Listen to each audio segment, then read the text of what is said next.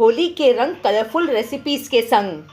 आज बनाएंगे होली स्पेशल रंग बिरंगी आइसक्रीम और साथ में गेहूं के आटे के मालपुए भी बनाएंगे।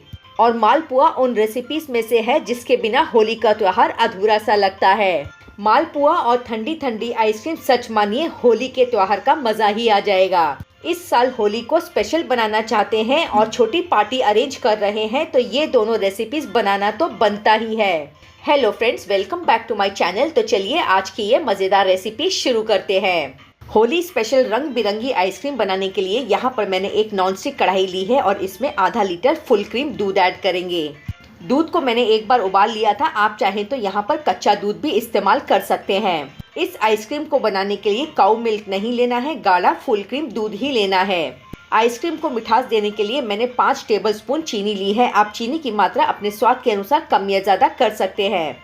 नेक्स्ट इसमें जाएगा 2 चम्मच कॉर्नफ्लावर। ये आइसक्रीम को क्रीमी टेक्सचर देने में मदद करता है। अब इस मिक्सचर को चम्मच से अच्छी तरह से मिक्स कर लेंगे जिससे कि कॉर्नफ्लावर दूध में अच्छी तरह से घुल जाए। ये आइसक्रीम बहुत ही स्वादिष्ट, कलरफुल और अमेजिंग बनकर तैयार होगी। और अगर इस होली पर आप ये आइसक्रीम बनाने की सोच रहे हैं तो मेरी आपसे रिक्वेस्ट है कि वीडियो को अंत तक देखें, जिससे आपको रेसिपी समझने में भी आसानी होगी और आपका कोई स्टेप भी मिस नहीं होगा। चलिए अब इस मिक्सचर को हम गैस की फ्लेम पर रखेंगे और इसे कुक करना शुरू करेंगे। अब लो टू मीडियम फ्लेम पर हम इसे तब तक पकाएंगे जब तक कि इसमें बढ़िया सा उबाल नहीं आ जाता है। हमें इस मिश्रण को लगातार चलाते रहना है क्योंकि हमने इसमें कॉर्नफ्लावर डाला है और कॉर्नफ्लावर कढ़ाई के तले पर चिपक सकता है। जैसे जैसे दूध उबल रहा है ये मिक्सचर गाढ़ा होना शुरू हो गया है। आप देख सकते हैं चम्मच पर दूध की मोटी सी कोटिंग बन गई है। इसका मतलब ये मिश्रण आइसक्रीम बनाने के लिए तैयार है। तो चलिए अब गैस की फ्लेम को बंद करेंगे और इस मिश्रण को पूरी तरह से ठंडा होने देंगे। आप देख सकते हैं ठंडा होने के बाद में ये मिश्रण और भी ज़्यादा गाढ़ा हो गया है और आइसक्रीम बनाने के लिए ये एकदम परफेक्ट कंसिस्टेंसी है। रेसिपी बहुत ही सिंपल और मज़ेदार है। हमने इसमें न कंडेंस मिल्क डाला है, न मिल्क पाउडर डाला है और न ही व्हिपिंग क्रीम का इस्तेमाल किया है। जब ये मिश्रण पूरी तरह से ठंडा हो जाए तो इसे मिक्सर ग्राइंडर जार में डाल दें। तो इस बात का ध्यान रखें कि ये मिश्रण ठंडा होना चाहिए और रूम टेम्परेचर पर होना चाहिए। आइसक्रीम को फ्लेवर देने के लिए इसमें 2 से 3 बूंदे वेनिला एसेंस की डाल दें। अब हमें इसमें मलाई ऐड करनी है। यहाँ पर मैं घर की मलाई का इस्तेमाल कर रही हूँ। दूध उबालने के बाद में दूध के ऊपर जो मलाई जम जाती है बस ये वही मलाई है। और इसी मलाई से हमारी ये आइसक्रीम बिल्कुल बाजार जैसी स्वादिष्ट और क्रीमी बनकर तैयार होगी। मैंने यहाँ पर 3 लीटर फुल क्रीम दूध की मलाई इकट्ठा कर ली है और ध्यान रखें कि मलाई ज़्यादा पुरानी ना हो। ये लगभग 5 से 6 टेबलस्पून मलाई है। अब हम इस मिक्सचर को 1 से 2 मिनट तक अच्छी तरह से ग्राइंड कर लेंगे जब तक कि सारी चीज़ें एक दूसरे के साथ में अच्छी तरह से ब्लेंड नहीं हो जाती हैं।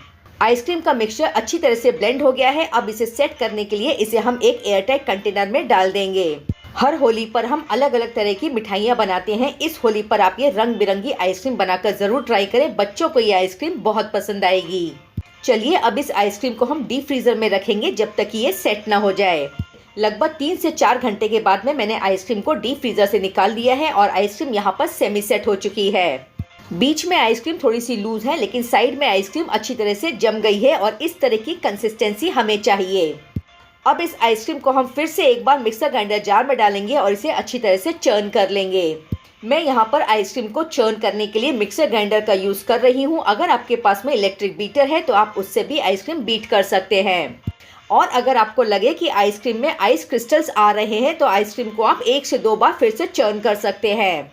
इस तरह स्मूथ टेक्सचर का आइसक्रीम का ये मिक्सचर बनकर तैयार हो गया है। चलिए अब हम इसे एक कंटेनर में ट्रांसफ़र कर देंगे। इस बात का खास ध्यान रखें कि जिस कंटेनर में आप आइसक्रीम सेट करें उसमें लिड या ढक्कन का होना ज़रूरी है। अब इस आइसक्रीम को कलरफुल और अट्रैक्टिव बनाने के लिए यहाँ पर मैंने कुछ लिक्विड फूड कलर्स का इस्तेमाल किया है। आप अपने पसंद के कोई भी फूड कलर्स यहाँ पर ले सकते हैं। कलर में टूथपिक डालें और इस तरह से आइसक्रीम के ऊपर इसे चला लें। यहाँ पर आप चाहें तो अपनी पसंद का कोई भी पैटर्न या डिज़ाइन भी बना सकते हैं। तो ध्यान रखें बहुत ज़्यादा कलर नहीं डालना है, हल्का हल्का कलर टूथपिक से डालते जाएं। आप देख सकते हैं अलग अलग कलर मैंने टूथपिक से लिया और इस तरह से आइसक्रीम के ऊपर घुमा दिया। ये देखिए होली के रंगों की फीलिंग आ रही है ना। अब हमें इस आइसक्रीम को पूरी तरह से सेट होने के लिए रखना है। आइसक्रीम के ऊपर एल्युमिनियम फॉइल लगा दीजिए जिससे कि इसमें आइस क्रिस्टल्स न जमे। अब हम इसके ऊपर लिड लगा देंगे। आइसक्रीम को लिड से कवर करने के बाद में इसे लगभग 10 से 12 घंटे तक फ्रीजर में रख दें या इसे तब तक रखें जब तक कि आइसक्रीम पूरी तरह से सेट नहीं हो जाती है। लगभग 10 से 12 घंटे हो चुके हैं। आइसक्रीम को डीप फ्रीजर से निकाल लेते हैं और इसे चेक कर लेंगे। आइसक्रीम पूरी तरह से सेट हो गई है, जम चुकी है। चलिए अब हम इसे सर्व करेंगे, लेकिन पहले हम इसे स्कूप आउट करेंगे।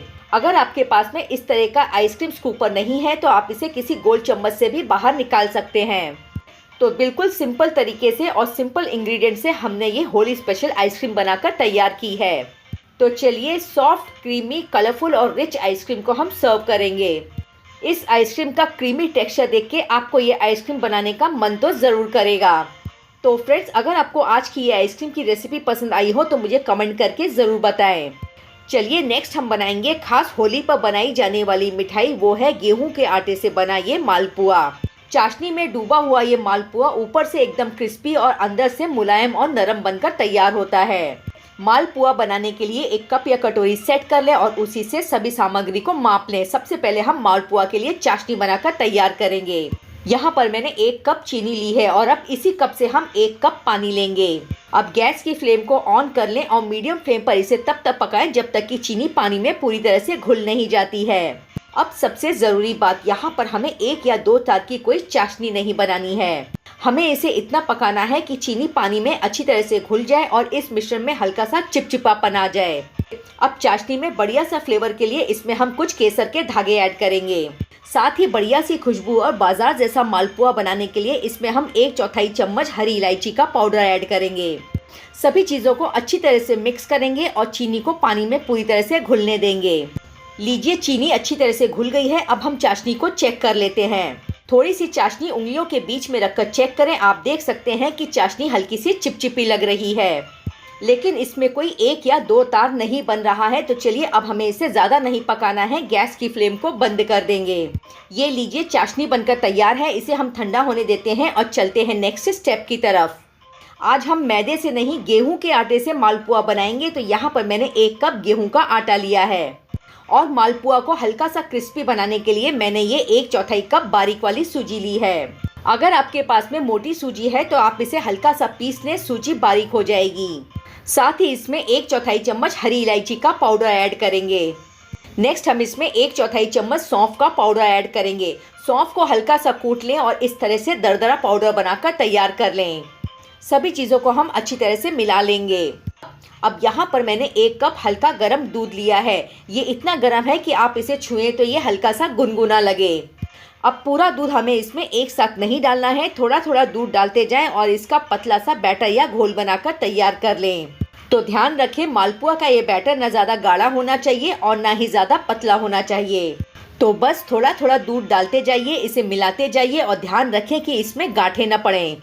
आप देख सकते हैं कि घोल बनाने के लिए मुझे पूरा 1 कप दूध लगा है, फिर भी ये बैटर अभी काफ़ी गाढ़ा है। तो अब हम आधा कप दूध और लेंगे और इसका ड्रॉपिंग कंसिस्टेंसी का घोल बनाकर तैयार करेंगे। सूजी बैटर में अच्छी तरह से फूल जाए इसलिए हमने हल्का गुनगुना दूध लिया है। आप नॉर्मल टेम्परेचर का दूध भी यूज़ कर सकते हैं। तो इस घोल को बनाने के लिए मुझे 1.5 कप दूध लगा है और आप देख सकते हैं एकदम चिकना घोल बनकर तैयार है और इसमें गांठें बिल्कुल नहीं हैं। तो देखिए, इस तरह का ड्रॉपिंग कंसिस्टेंसी का घोल बनकर तैयार हो गया है। अब हम इसमें और दूध नहीं ऐड करेंगे क्योंकि अभी हमें इसमें मलाई ऐड करनी है और मलाई ऐड करने से ये बैटर थोड़ा और पतला हो जाएगा। तो अब मैं यहाँ पर 2 चम्मच ताज़े दूध की मलाई ऐड करूँगी। अगर आपके पास में ताज़े दूध की मलाई ना हो तो आप यहाँ पर 2 चम्मच मावा डाल सकते हैं या फिर 2 चम्मच मिल्क पाउडर ऐड कर सकते हैं।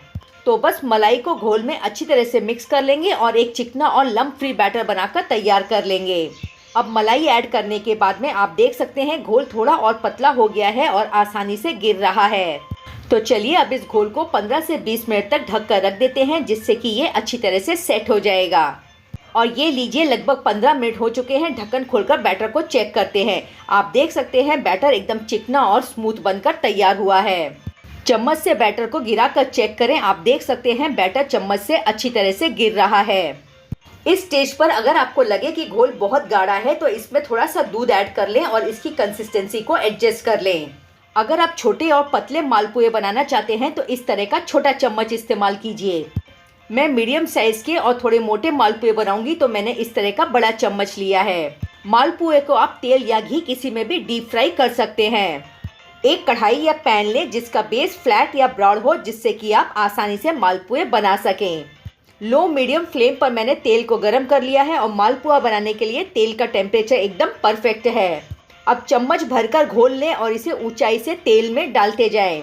आप देख सकते हैं घोल तेल में अपने आप फैल गया है, इसे चम्मच से बिल्कुल भी टच न करें। इस समय गैस की फ्लेम को लो रखें और मालपुए को अच्छी तरह से सिकने दें जब तक कि इसका कलर नीचे से गोल्डन ब्राउन नहीं हो जाता है। और करछी से इस तरह से मालपुए के ऊपर थोड़ा थोड़ा तेल डालते जाएं। कुछ ही मिनटों में आप देखेंगे कि मालपुए के चारों तरफ गोल्डन ब्राउन कलर आ गया है। अब हम इसे पलट देंगे। अब लो टू मीडियम फ्लेम पर इसे दूसरी तरफ से भी सिकने दें जब तक कि इसका गोल्डन ब्राउन कलर नहीं आ जाता है। लीजिए, मालपुआ अच्छी तरह से सिक गया है। अब हम इसे तेल से बाहर निकाल लेंगे और दूसरी करछी से इसे हल्का सा प्रेस करेंगे ताकि इसमें से एक्स्ट्रा ऑयल निकल जाए। अब एक ज़रूरी बात, मालपुए को चाशनी में डालने से पहले ध्यान रखें कि चाशनी हल्की सी गर्म हो, जिससे कि मालपुए चाशनी को अच्छी तरह से एब्जॉर्ब कर लें और मालपुए अंदर से एकदम रसीले बने।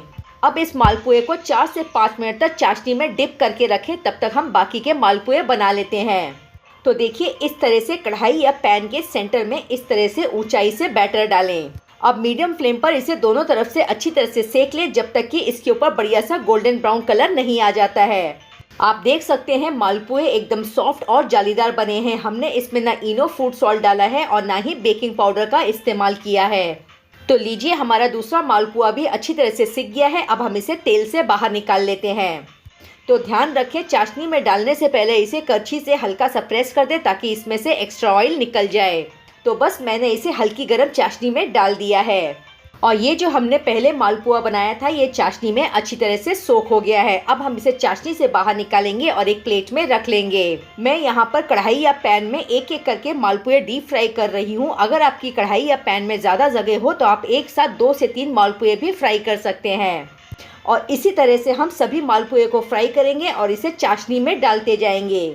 वैसे तो पारंपरिक रूप से मालपुए को मैदे से बनाया जाता है, लेकिन आज हम इसे गेहूं के आटे से बनाएंगे। वही स्वाद, वही टेक्सचर और उतना ही रसीला। यकीन मानिए, कोई कह नहीं सकेगा कि हमने इसे गेहूं के आटे से बनाया है। ये देखिए, बिल्कुल बाजार जैसे सॉफ्ट रसीले मालपुए बनकर तैयार हुए हैं। तो फ्रेंड्स, आज की ये दोनों होली स्पेशल रेसिपीज़ आपको कैसी लगी मुझे कमेंट करके ज़रूर बताएं। रेसिपी पसंद आई हो तो इसे लाइक करें, शेयर करें और चैनल को सब्सक्राइब करना बिल्कुल न भूलें। वीडियो को अंत तक देखने के लिए आपका बहुत बहुत धन्यवाद। फिर मिलेंगे किसी और मज़ेदार रेसिपी के साथ। तब तक खाते रहिए, खुश रहिए और अपनी सेहत का ध्यान रखिए।